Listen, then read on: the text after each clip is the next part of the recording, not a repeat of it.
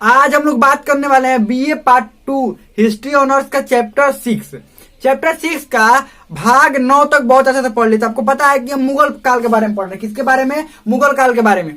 और ये चैप्टर काफी लंबा चैप्टर है और भी इसके कई भाग है। अभी अगर आपने इसका भाग 9 यानी इससे पहले हम लोग भाग 9 पढ़े, अगर भाग 9 नहीं देखे हैं तो लिंक डिस्क्रिप्शन में होगा प्लेलिस्ट का, वहां से देख सकते हैं। प्लेलिस्ट में भी जाकर देख सकते हैं। इसे हम पढ़ किसके बारे में रहे थे? अकबर के बारे में पढ़ रहे थे। अकबर के दरबार से बैरम खां चले गए थे और 1560 से 1562 के बीच का जो काल है अकबर वाला, अकबर का जो काल है 1560 से 1562 अकबर, इस काल को क्या कहा जाने लगा? पेटीकोट का शासन काल कहा जाने लगा या पर्दा प्रथा। 1560 से 1562। अब ये अपने इसकी जो धाई माँ थी महा मान गया, इसके बाद तो मानना छोड़ दिया था। 1562 में बात मानना छोड़ दिया और 1562 में ही अकबर का विवाह जोधाबाई से हुआ। किसका विवाह? अकबर का विवाह जोधाबाई से 1562 में हुआ, जिसके कारण इसके जीवन में और बहुत ज्यादा परिवर्तन आने लगे। शादी होने के बाद बहुत ज्यादा, और क्योंकि जोधाबाई से जब शादी हुआ तो इसका जीवन में और ज्यादा परिवर्तन आने लगे और धार्मिक नीतियां इसकी बदलने लगी। अब देखिए इसकी धार्मिक नीति कैसे होने लगी, क्या होने लगा। धार्मिक नीति, ध्यान रखिएगा, इसकी धार्मिक नीति भी लिखने के लिए आता है, जिसको बात ध्यान रखिएगा। 1562 में इसने दास प्रथा खत्म कर दिया।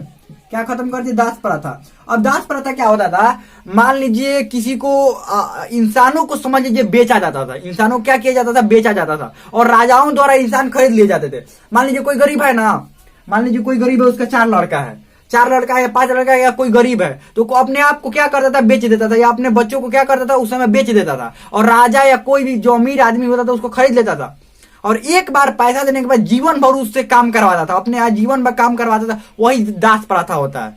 मतलब देखिए इस समय अगर लोगों से काम करवाना, सैलरी पर रहते हैं ना, मतलब हर महीना उनको पैसा देना पड़ता है। लेकिन उस समय क्या था? एक बार पैसा दे दिए ना, बस काम खत्म। अब जीवन भर के लिए वो काम करेगा, वही दास प्रथा होता है। या दास प्रथा में और एक बात था कि मान लीजिए 2 सेनाएं लड़ी, इधर से और इधर से सेनाएं लड़ी, और मान लीजिए ये सेना ये इस पर विजय पा ली और यहाँ का राजा भाग गया। मान लीजिए ये सेना हार गई, ये सेना हार गई और ये सेना क्या हो गई?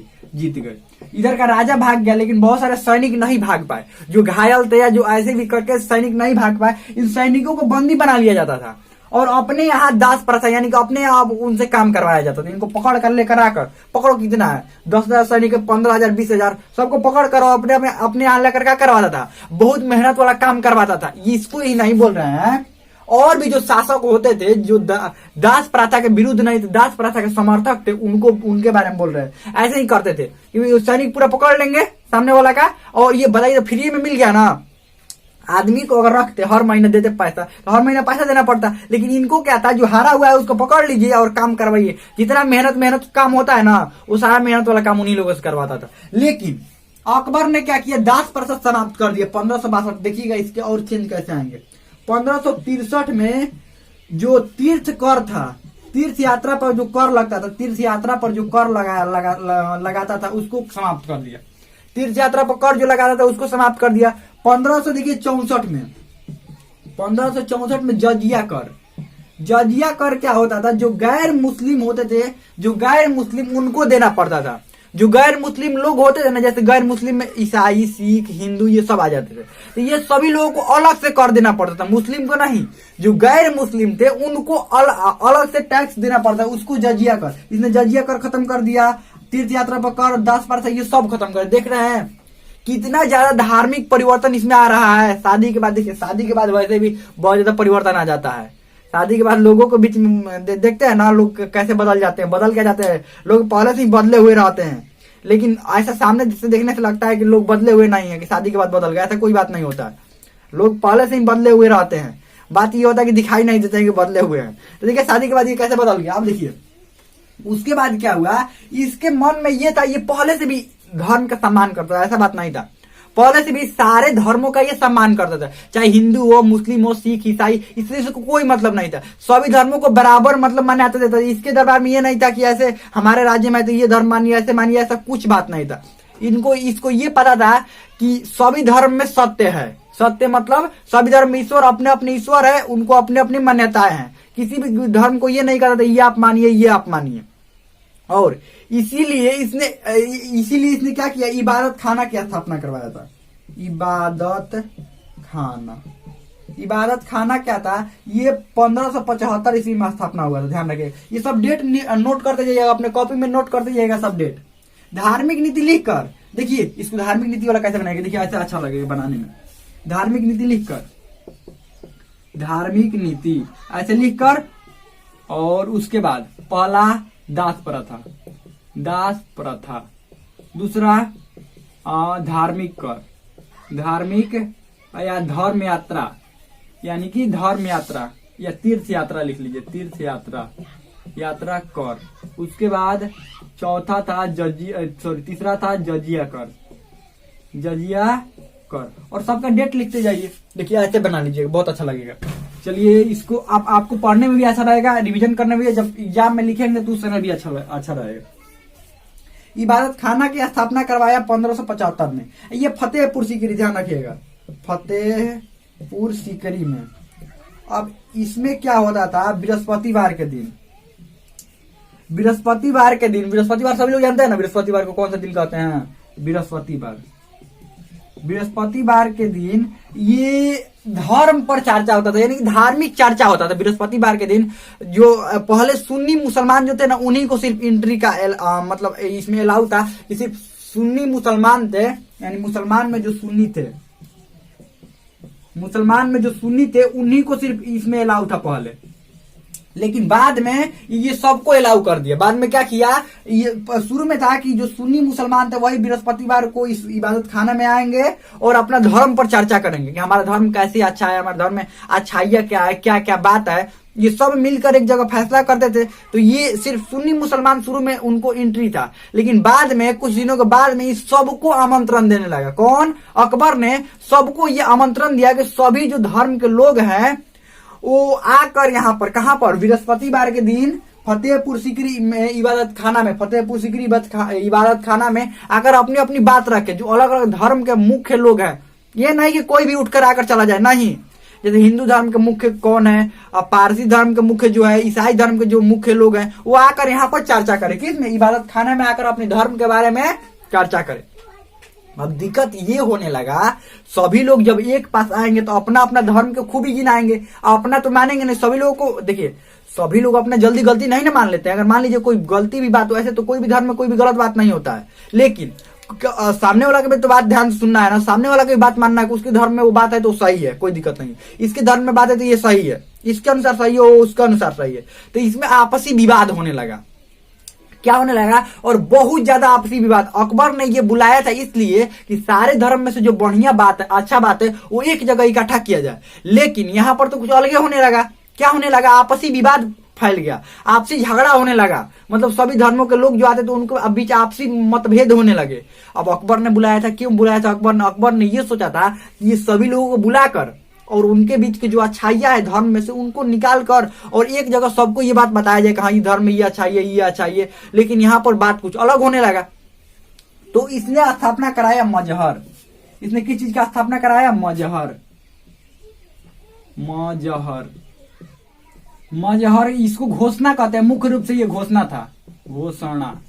इसके तहत क्या हुआ, ये 1579 में ये घोषणा करवाया। इसके तहत क्या था कि अगर कोई भी धार्मिक विवाद उत्पन्न होता है, दो लोगों में अगर मतभेद होता है, तो अंतिम निर्णय लेने का जो शक्ति है वो अकबर के पास रहेगा। किसके पास, राजा के पास रहेगा। यानी राजा जो बात कह देगा, दो लोगों के बीच विवाद हुआ, राजा जो कहेगा वही बात मानना पड़ेगा।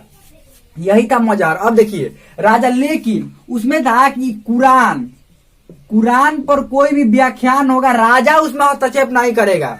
कुरान को खुद से ये अकबर ने कुरान पर कहा था कि ये कुरान पर हम हस्तक्षेप नहीं करेंगे, यानी कुरान का कोई भी बात आएगा तो उस पर हम क्या करेंगे, हस्तक्षेप नहीं करेंगे। लेकिन बाकी जो बात आएगा, बाकी जो धार्मिक मामला वो उसमें हस्तक्षेप करेंगे, लेकिन कुरान पर कोई भी बात आएगा उसमें हम हस्तक्षेप नहीं करेंगे। ये राजा है तो क्या हुआ, लेकिन कहा कि नहीं, इसमें हस्तक्षेप हम नहीं करेंगे। उसके बाद इसने अमीर उल मोमिनी का उपाधि धारण किया, ध्यान रखिएगा, अमीर उल मोमिनी, मोमिनी,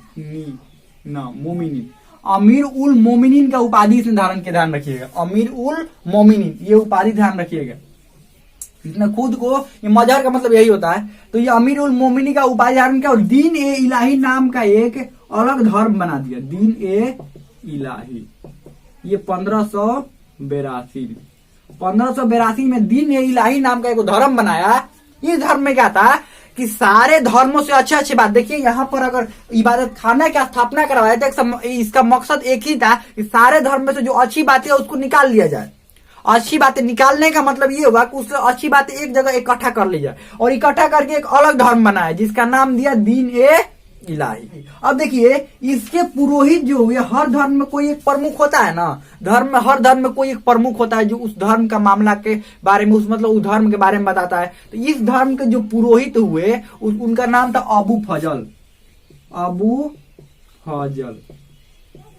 ये अलग प्रकार का एक धर्म बनाया। इसकी धर्म के मान लीजिए जो भी इसको उस समय मतलब लोगों ने इसको धर्म को ग्रहण किया, लेकिन हिंदू सिर्फ एक ही था, ये बीरबल ही सिर्फ था उसके दरबार में। ऐसे तो बहुत सारे हिंदू लोग थे, दरबार में इसके, लेकिन एक ही था और बहुत सारे लोगों ने इसके धर्म को अस्वीकार किया। सभी लोगों ने स्वीकार कहाँ किया, हिंदू हो या मुस्लिम हो, सभी लोगों ने इसके दीन इलाही को थोड़ा स्वीकार किया। ये बीरबल ही जो थे उन्होंने इसके धर्म को स्वीकार किया। बीरबल पहले ऐसे हिंदू थे जिन्होंने इसके धर्म को स्वीकार किया। ऐसा बात नहीं था कि हिंदू स्वीकार नहीं करते थे, ऐसा बात नहीं था। मुस्लिम भी इसको स्वीकार नहीं किए, हिंदू बहुत सारे मुस्लिम भी नहीं स्वीकार किए और बहुत सारे हिंदू भी इसको स्वीकार नहीं किए। लेकिन इसका धर्म इसने क्या बनाया था, दीन ए इलाही। इतना समझ में आ गया। अब बीरबल स्वीकार करने वाले पहले जो थे। अब देखिए उसके बाद क्या हुआ, अब इसके थोड़ा मुद्रा प्रणाली के बारे में देख लेते हैं। इसके दीन इलाही इसका धर्म इसने स्थापना किया, मुद्रा प्रणाली के बारे में थोड़ा देख लेते हैं। जैसे शेरशाह सूरी के मुद्रा प्रणाली के बारे में देखे थे ना, अब इसके मुद्रा प्रणाली के बारे में थोड़ा देख लेते हैं। ये रुपया कैसे चलाया। इसने मुख्य रूप से 2-3 को चीज चलाया था, 2-3 प्रकार का ये जो सिक्का चलाया था। ये रुपया भी चलाया था और दाम भी चलाया था, ध्यान रखिएगा, रुपया और दाम भी चलाया था। दाम मुख्य रूप से किस चीज का होता था, तांबा, और रुपया होता था चांदी। वैल्यू चांदी का होता था, रुपया का नहीं कि इस पर अकबर का मुहर है तो वैल्यू है, नहीं। मुख्य रूप से चांदी का वैल्यू होता था। यहाँ पर तांबा का वैल्यू था, इसलिए नहीं वैल्यू था कि ये अकबर का पैसा, नहीं चलता इसलिए था कि ये तांबा है और ये क्या है, रुपया है। 1 रुपया बराबर था 40 दाम के, 40 दाम। अब देखिए 1 रुपया 40 दाम था, लेकिन यही शेरशाह सूरी के समय क्या था, शेरशाह सूरी के समय 1 रुपया का 64 दाम था, ध्यान रखिएगा। और इसने कितना किया, 40 दाम। 1 रुपया बराबर 40 गो दाम। अब देखिए इसके बाद इसने और 2-3 तरह का इसने मुद्रा चलवाया। कैसे मुद्रा चलवाया, अब देखिए अनुपात भी आपसे पूछ दिया जाता है। ये शेरशाह सूरी का भी लिख देते हैं, 1 रुपया बराबर 64 दाम। यहाँ पर ये शेरशाह सूरी का था, शेरशाह सूरी। अब अनुपात में पूछ देता है, कितना हो जाएगा, 1:4, 1:40 हो जाएगा। और ये कितना होगा, 1:64। यहाँ पर कितना हो जाएगा, 1:64, 1:40 हो जाएगा। ये समझ लीजिए, अगर रेशियो यानी कि अनुपात में पूछा जाए तो ध्यान रखिए। इसने 2 प्रकार का सिक्का चलवाया था, एगो गोल और एगो चौड़ा, ऐसा चौड़ा। इसका नाम था इलाही सिक्का, इलाही है, इसका नाम था जलाली। सबसे ज्यादा जो प्रसिद्ध हुआ ये इलाही सिक्का प्रसिद्ध हुआ। क्या हुआ, गोल सिक्का था तो बढ़िया था ना, गोल रखने उखने में थोड़ा बढ़िया रहता। ये चौड़ा थोड़ा बड़ा हो गया था तो प्रसिद्ध कौन हुआ, फेमस यही हुआ, इलाही सिक्का फेमस हुआ। और इसने राम सीता के चित्र वाले सिक्के भी चलवाए थे, ध्यान रखिएगा। इसमें ये धर्म का बात नहीं था, इसका कोई धर्म का बात नहीं था, कोई हिंदू है मुस्लिम है इससे कोई इसको मतलब नहीं था। इसने क्या किया था, राम सीता का जो चित्र वाला सिक्का था वो चलाया था, ध्यान रखिएगा। राम सीता का चित्र वाला, यानी कि चित्र, उस पर राम सीता का चित्र बना हुआ था, वो भी सिक्का इसने चलाया था। इसने सोना का भी सिक्का चलाया था। अब सोना का सिक्का क्या वैल्यू था, एक जो ये इलाही होता था, एक इलाही होता था 10 रुपया के बराबर, यानी कि एगो सोना का सिक्का 10 गो चांदी के सिक्का के बराबर होता था, यानी 10 रुपया के बराबर होता था। एगो सोना ये हो गया, और मान लीजिए एगो सोना का ये सिक्का हो गया, और 10 गो यहाँ पर चांदी का सिक्का रहे, तो अब ये बराबर होगा। जैसे यहाँ पर एगो चांदी का रुपया होता था और 40 गो दाम होता था, तब ये बराबर होता था। ठीक वैसे ये था इसका मुद्रा प्रणाली। और तो हमें लगता है कि बहुत अच्छा समझ में आ गया होगा। इसमें आपको कोई भी डाउट हो, कोई भी क्वेश्चन हो तो आप कमेंट में पूछ सकते हैं। हमें लगता है समझ में आ गया होगा।